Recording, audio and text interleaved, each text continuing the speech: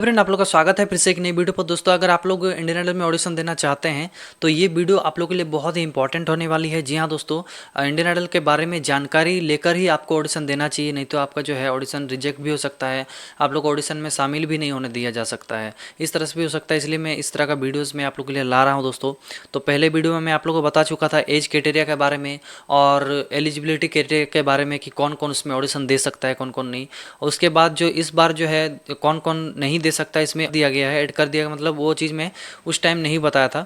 यहाँ पे ये बोल रहा है कि जो इंडिया के नहीं है, ठीक है, मतलब मान लीजिए जो 1961 से इंडिया के हैं और उस ये को देखा जाएगा उस यहाँ पे इनकम टैक्स एक्ट 1961 और those person who have participated and made it to any television rounds. मतलब यहाँ पे बोला जा रहा है कि जितने भी टेलीविज़न राउंड में जा चुके हैं, ठीक है, टेलीविज़न राउंड जा चुके हैं और जो उस तरह से विनर बन चुके हैं, रनर अप बन चुके हैं, वो जो है ऑडिशन यहाँ पे नहीं दे पाएंगे। यहाँ पे साफ साफ लिखा हुआ है, देख सकते हैं, television round of any previous seasons of the show और any other shows of similar nature are ineligible to enter the show.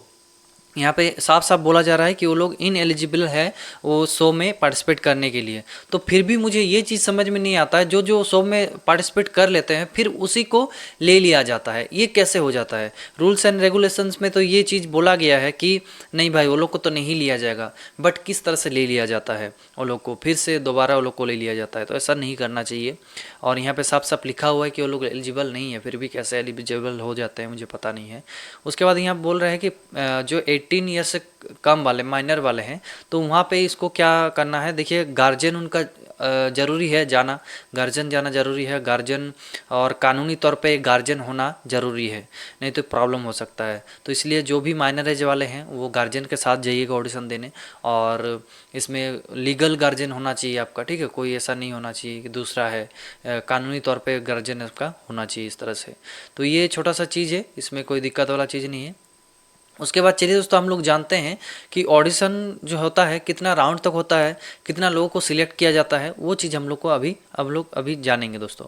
यहाँ पे ऑडिशन जो होता है शॉर्ट लिस्ट किया जाता है 16 कंटेस्टेंट को, ये सबको पता है, 16 कंटेस्टेंट को यहाँ पे शॉर्ट लिस्ट किया जाता है।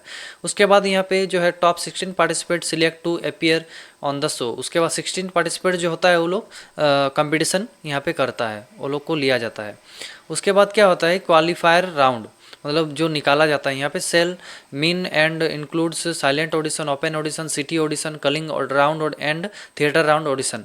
तो इतना तरह का जो दोस्तों ऑडिशन होता है, चलिए मैं एक एक करके आप लोग को समझाता हूँ। यहाँ पे जो पहला ऑडिशन, सबसे पहला ऑडिशन होता है वो साइलेंट ऑडिशन होता है दोस्तों, जो कि यहाँ पे on ground audition conducted at music school institution, इस तरह से में जो होता है साइलेंट ऑडिशन, जिसको ऐसा होता है जिसको कॉल करके करके बोला जाता है कि यहाँ पे हो रहा है, जिनको कॉल जाता है उन्हीं को मतलब ऑडिशन लिया जाता है। उसके बाद ओपन ऑडिशन, ओपन ऑडिशन होता है on ground audition conducted across cities में इसका जो है ऑडिशन होता है। उसके बाद और एक ऑडिशन होता है दोस्तों सिटी ऑडिशन, जैसे कि आप सभी को पता है कि क्या होता है। ओपन ऑडिशन में आपका थ्रो ओनली खाली गला में आपको गाना गाने के लिए बोला जाता है। उसके बाद क्या होता है सिटी ऑडिशन में, मतलब उसमें क्या होता है कि आपका म्यूजिक के साथ होता है गाना गाने। तो इस तरह से मुझे कुछ समझ में आया है, अगर आप लोग को दूसरा तरीके से कुछ समझ में आ रहा है तो आप लोग बताइएगा। यहाँ पे ए साइलेंट ऑडिशन, दूसरा है ओपन ऑडिशन, तीसरा है सिटी ऑडिशन। सिटी ऑडिशन के बाद देखिए सिटी ऑडिशन दे देते हैं आप लोग, जैसे कि अभी जो है निकला है, ठीक है, सिटी का जो कोलकाता जो और भी मुंबई दिल्ली उस तरह का निकला है, तो उस तरह का जो है सिटी ऑडिशन हो गया। उसके बाद का जो होता है ऑडिशन, उसमें जिसको जिसको सिलेक्ट किया जाता है, शॉर्ट लिस्ट किया जाता है, जैसे कि शॉर्ट लिस्ट करने के बाद फिर वो लोग का होता है culling round audition. Culling round में शॉर्ट लिस्ट किया जाता है जो सिटी राउंड में जो होता है, ठीक है, सिटी टाउन में जो सिलेक्ट किया जाता है उसको यहाँ पे शॉर्ट लिस्ट किया जाता है। उसके बाद वो लोग से टक्कर किया जाता है, ठीक है। शॉर्ट लिस्ट यहाँ पे बोला गया short listing of the participates from the city audition. City audition में जो पार्टिसिपेट मतलब उससे शॉर्ट लिस्ट किया जाता है, ठीक है, उसे आप समझ लीजिए। कलिंग राउंड होता है, मान लीजिए साइलेंट ऑडिशन हुआ, ओपन ऑडिशन हुआ, सिटी ऑडिशन हुआ, उसके बाद कलिंग राउंड ऑडिशन हुआ। उसके बाद आपका होगा थिएटर राउंड। थिएटर राउंड में होगा सिलेक्ट शॉर्ट लिस्ट किसको करेगा, short listing of the participants from the culling round. Culling round में जो जो ऑडिशन दिए हुए रहेंगे, उसमें से फिर शॉर्टलिस्ट किया जाएगा थिएटर राउंड के लिए। फिर वो लोग थिएटर राउंड देंगे, फिर गाला राउंड होगा।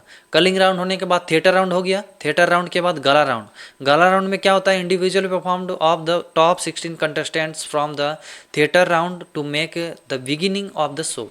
तो यहाँ पे क्या होता है, गाला राउंड में जो है शॉर्टलिस्ट किया जाता है थिएटर राउंड से टॉप 16 को।